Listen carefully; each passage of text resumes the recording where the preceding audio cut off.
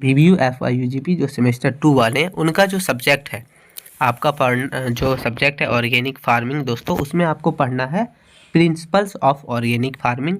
और इसका जो एग्ज़ाम होता है दोस्तों वो इंग्लिश में ही होता है, और ये जो अधिकतर लोग जो है साइंस वाले वही रखते हैं। तो इसका हम लोग VBI क्वेश्चन देखेंगे, इंग्लिश में देखेंगे। आखिर हमने जो है ज़्यादा क्वेश्चन नहीं लिया, बस वही क्वेश्चन लिया जो ज़्यादा आने के चांसेस है या फिर पहले आ चुके हैं वैसा क्वेश्चन, ठीक है। तो देखिए पहला क्वेश्चन हो जाता है कि right short notes on the principle of organic farming, यानी आपको जो है एक नोट्स लिखना है इस पे, किस पे, तो प्रिंसिपल ऑफ ऑर्गेनिक फार्मिंग यानी जैविक खेती के पूरे सिद्धांतों के बारे में, प्रिंसिपल के बारे में, ठीक है। तो ये आपका हो गया पहला क्वेश्चन। क्वेश्चन दूसरा है दोस्तों कि define organic farming, explain it needs, scope, principles, characteristics and relevance to modern agriculture. यानी कहने का मतलब ये है, सबसे पहले आपको ऑर्गेनिक फार्मिंग क्या है वो डिफाइन करना है, फिर इसको एक्सप्लेन करना है दोस्तों कि इसकी ज़रूरत क्या है, ठीक है, इसके जितने भी ज़रूरत है, नीड्स, आवश्यकता, वो, फिर क्षेत्र, स्कोप यानी क्षेत्र, फिर इसका हो गया सिद्धांत देख लेना है, इसका जो भी विशेषता वगैरह है, कैरेक्टरिस्टिक्स वगैरह, वो सब देखने के बाद इसमें देखना है कि आधुनिक कृषि में जो है इसका कैसा मतलब जो है रिवेलेंस चल रहा है, ठीक है। तो ये आपका क्वेश्चन नंबर दूसरा है। आगे क्वेश्चन नंबर तीसरा है दोस्तों कि explain bio fertilizer types, methods of application, benefits and limitation. यानी कि बायो फर्टिलाइजर क्या है, यानी जैव उर्वरक क्या है, उसको आपको एक्सप्लेन करना है, इसके जितने भी प्रकार हैं उसको एक्सप्लेन करना है, इसको जो है उपयोग करने, मेथड ऑफ एप्लीकेशन, उपयोग करने की जो भी प्रक्रिया है, जो भी विधि है वो आपको लिखना है, इसके लाभ के बारे में लिखना है और इसकी लिमिटेशन बताना है, ठीक है। तो ये आपका क्वेश्चन नंबर तीसरा है। आगे क्वेश्चन नंबर चौथा है दोस्तों कि explain the scope and importance of organic farming in India. यानी भारत में जैविक खेती का जो स्कोप है, जो क्षेत्र है और जो महत्व है वो आपको लिखना है, ठीक है। ये क्वेश्चन नंबर चौथा आपका। क्वेश्चन नंबर पाँचवा है दोस्तों कि what are different types of organic fertilizer used in organic farming. यानी कि जैविक खेती में उपयोग किया जाता है जो अलग अलग प्रकार का, विभिन्न प्रकार का, ठीक है, यानी डिफरेंट टाइप्स का ऑर्गेनिक फर्टिलाइजर यानी जैविक, आपका जैविक उर्वरक, उसका वर्णन करना, ठीक है। यानी कि जैविक खेती में जितने भी प्रकार के आपका जो जैविक उर्वरक जो है उपयोग किया जाता है उसका वर्णन कीजिए, ये क्वेश्चन नंबर पाँचवा बता रहा है।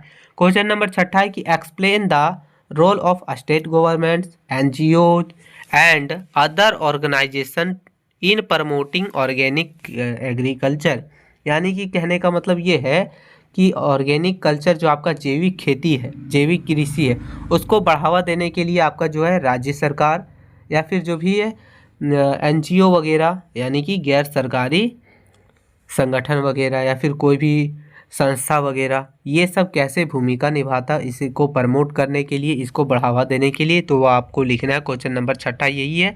आगे क्वेश्चन नंबर सातवां है दोस्तों कि explain the fundamentals of insects desire and weed management under organic farming. यानी कि जैविक खेती के अंतर्गत जो भी कीट आते हैं, जो भी रोग होते हैं या फिर जो भी खरपतवार होते हैं, ठीक है, उसका प्रबंधन कैसे करना चाहिए, उसके प्रबंधन की जो भी फंडामेंटल्स यानी सिद्धांत वगैरह वो आपको लिखना है। ये क्वेश्चन नंबर आपका सातवां है।